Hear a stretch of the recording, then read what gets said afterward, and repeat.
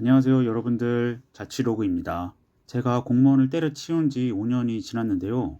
오늘은 제가 공무원 때려치운 이후에 어떻게 살아가고 있는지 말씀드리려고 합니다. 현재 저는 경기도 남부권에 있는 4평에서 5평 정도의 옥탑방에서 살고 있습니다. 여기에서 살고 있는지도 벌써 2년 3개월 정도 된 것 같아요. 여러분들이 아마 이 영상의 제목을 보고 이런 생각을 가지실 거예요. 그러게 왜 공무원 때려쳐서 그렇게 안타깝게 살고 있지? 라고요.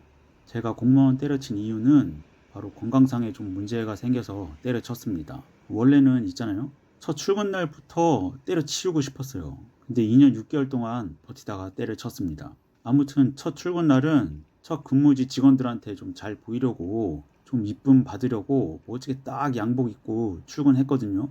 저는 동사무소로 처음 발령 받았었어요.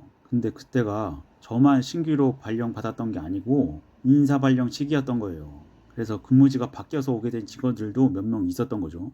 굉장히 어수선했습니다. 그런데 저는 완전 신규자인데다가 제 자리도 없었어요. 그래서 굉장히 뻘쭘했던 기억이 납니다. 누구는 일하고 있고 누구는 자기 짐 정리하고 있고, 아무튼 저는 자리도 없어서 민원인 상담하는 공간에 앉아 있다가 좀 시간 지나서 제 자리가 생겼어요. 근데 그게 제대로 된 자리도 아니고 어떻게 일하는지 봐야 되니까 그 당시 7급이랑 8급 민원대 직원 사이에 임시로 앉아 있으라고 해서 한 일주일 정도 그 사이에 앉아 있었어요. 책상 사물함 때문에 다리를 뻗지도 못하고 아주 불편한 자세로 앉아 있었어요. 아무튼 그래서 그렇게 자리는 불편하지, 넥타이 때문에 갑갑하고, 그때 여름이었거든요. 에어컨이 틀어져 있어도 내가 여기 왜 이렇게 앉아있지? 막 불편한 마음 때문에 좀 더웠었던 기억이 납니다. 거기다가 민원인들도 엄청 많았거든요. 아직도 기억나는 게 어떤 민원인이 신분증을 안 가지고 와놓고 무슨 서류를 떼려고 했는데 직원이 안 떼주니까 열받아가지고 막 동작 나오라고 하면서 막 고래고래 소리를 지르는 거예요. 그래서 동장님이 나와서 차근차근 설명을 하는데도 민원인이 계속 화내니까 동장님도 열받아가지고 막 소리치고 장난 아니었어요. 그래서 민원인이 막 당신 고소하겠다고 했더니 동장님도 고소하시라고. 예? 뭐 결국은 뭐 고소 고발 이런 거 없었습니다. 예. 뭐 아무튼 지금이야 뭐 웃긴 추억의 한 장면이지만 완전 새삥 신규자로 그때 그 자리에 앉아있던 저는 약간 상당한 충격. 예. 지금도 기억하고 있는 거 보세요. 아무튼 첫 출근 날부터 그만두고 싶었다는 거. 예.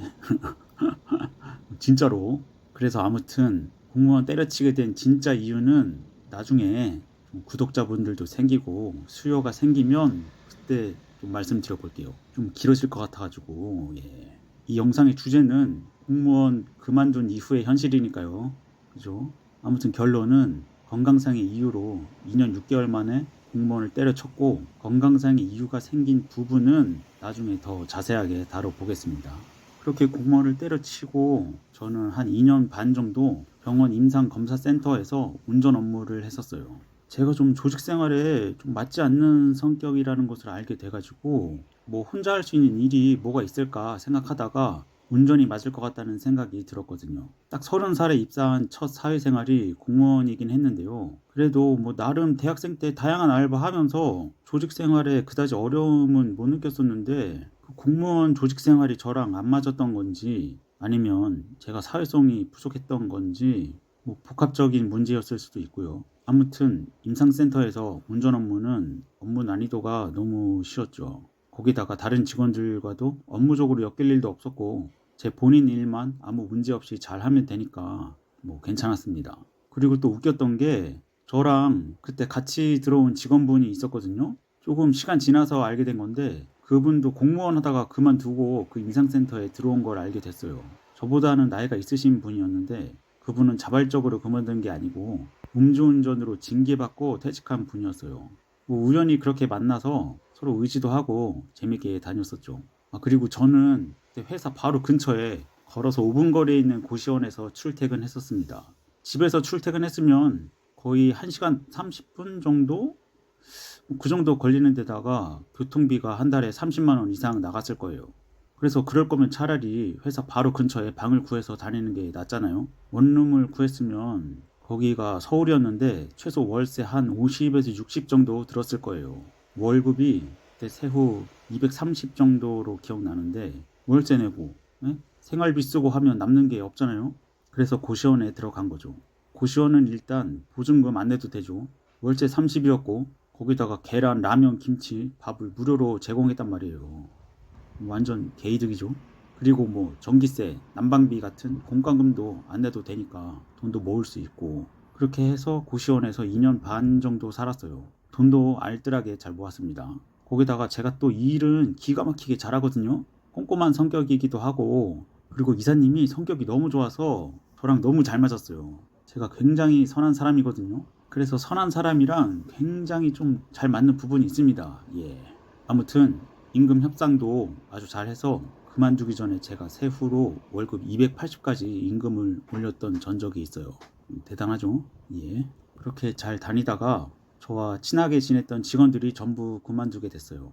그리고 과장 2명이 있었거든요. 그 둘은 친구 사이였고 회사 초창기 멤버라고 들었어요.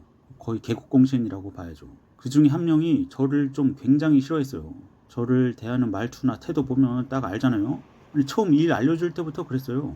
주된 업무가 운전이긴 한데 그 거래처 병원에서 해야 되는 일도 있고 컴퓨터로 사무적인 일도 처리했단 말이에요.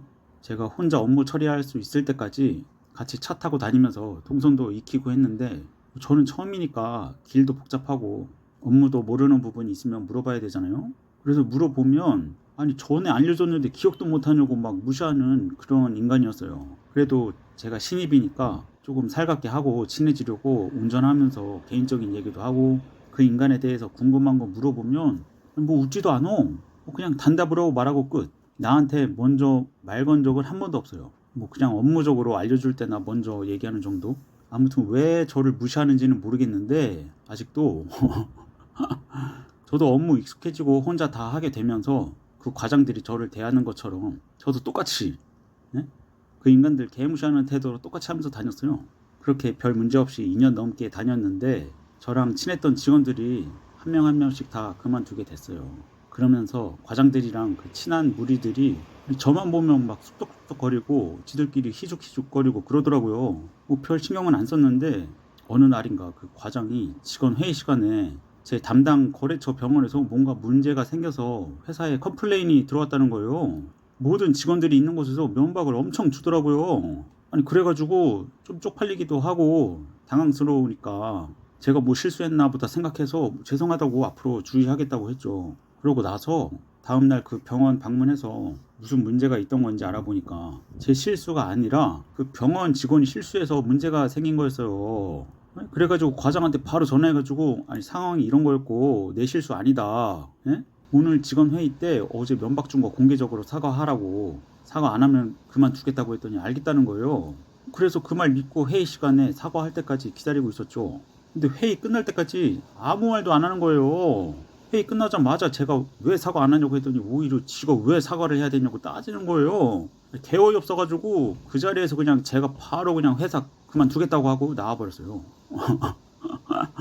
나중에 알게 됐는데 저 나갈 거 알고 미리 업무 분장 다 해놨었대요. 아무튼 그 어디서 일을 하던지 간에 같이 일하는 사람들이 좀 중요한 것 같아요.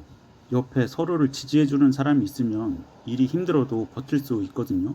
근데 나를 힘들게 하고 싫어하고 괴롭히는 사람이 있으면은 버티기가 좀 힘든 것 같아요. 근데 그 사람이 왜 그렇게 힘들게 하고 괴롭히는지 아세요? 저는 그 열등감 때문이라고 생각하고 있어요. 아니면 자존감이 낮거나 본인이 그런 상태니까 자신보다 좀 잘난 것 같은 사람 아니면 자존감이 좀 높아 보이는 사람을 깎아내려서 낮추려고 하는 그런 심리가 작용해서 못살게 굴고 하는 것 같아요. 아무튼 이건 여기까지 하겠고요. 그래서 운전일을 그만두고 재충전의 시간을 보내고 있었어요. 사람 스트레스 없이 할 수 있는 일이 뭐가 있을까 찾아보다가 기술을 익히면 평생 직업으로도 괜찮고 전문적으로 일만 잘하면 소규모 조직이라도 사람 스트레스는 덜 받겠다는 생각이 들더라고요. 그래서 지금까지 2년 정도 블루칼라, 다시 말해서 노가다 쪽에서 일하고 있었습니다. 근데 또 웃긴 게 여기서는 명예퇴직해서 오신 공무원들이 있는 거예요. 얘기하다 보니까 알게 돼가지고 친하게 또 같이 지내고 있습니다. 아무튼 그런데 지금 건설 경기랑 경제 상황 전반이 좋지가 않잖아요. 이 모든 상황이 전부 합쳐져서 지금 이렇게 옥탑방에서 살고 있게 된 거고, 공무원 안 그만두고 계속 했으면 이렇게 살진 않았을 거라고 생각하실 수도 있는데, 저는 출근할 때마다 아침에 교통사고 났으면 좋겠다는 생각을 했어요. 진짜로. 공감하시는 분 계시려나? 차라리 공무원 안 들어갔으면 더 행복하게 살았을 수도 있어요. 공무원으로 지냈던 시간이 제 인생에서 제일 불행했던 시간이라고 생각하고 있어요. 애초에 안 들어갔으면 이런 병도 나지 않았을 텐데, 그죠? 근데 공무원이었을 때도 정말 좋은 분들 만나서 즐겁게 일하던 시간도 있었습니다. 잠깐이었지만. 아무튼 이 얘기는 나중에 공무원 그만둔 이유라는 주제로 영상 만들어서 더 자세히 다뤄볼게요. 그리고 지금은 이렇게 유튜버도 해보고 아무도 보질 않지만, 네. 나중에는 1인 기업으로 사업도 해보고 싶어요. 조그맣게. 원래 인생은 힘들고 외로운 거 아니겠습니까? 홀로서기 하는 모습 지켜봐 주셨으면 좋겠습니다. 제 인생도 응원하고 여러분들의 인생도 응원합니다. 구독, 좋아요 눌러주시면 감사하겠고, 그럼 다음 영상에서 또 뵙겠습니다. 안녕.